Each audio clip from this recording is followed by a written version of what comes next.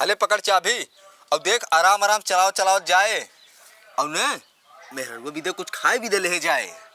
2 packet नल ले लिए जा। अरे नहीं यार नल्ली वल्ली जी ले जाए। अरे कौनो 1 किलो बर्फी वाली मिठाई ले जाए। हाँ मिठाइयाँ ले जा। हाँ मिठाइयाँ ले जा। अब पहुँचते मानने सबका गोड़ धाइले है। अपने मेहरारू को धाई ले। अरे नहीं यार मेहरगो ना धरे के जैसे बूढ़ी बूढ़े धाइले है। हाँ बूढ़े बूढ़ा धरब। हाँ बूढ़े बूढ़ा धरब। अब जानते हैं मेहरारू अगर तो कब बोलावे जैसे इशारा उसारा करे के आवा अंदर तो जाए वो जिन तुरंत भाग जाओ। अरे नहीं यार भागे के नहीं ने कह दे जल्दी तैयार हो हम तो कल लिया चलब।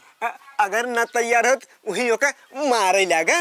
अरे नहीं यार तब तो करे घर वाले तो का मारे लगी हैं। हाँ तब ना मारा। हाँ और पीछे बैठाए ले और आराम आराम से आए लेके ओका पीछे बैठा के हम पैदल चले आओ। अरे नहीं यार पैदल नहीं मतलब जैसे धीरे धीरे गाड़ी चलाए। हाँ धीरे धीरे चलाओ ना। हाँ। धीरे धीरे चलाओ। हाँ ठीक बा जो तई ठीक बा।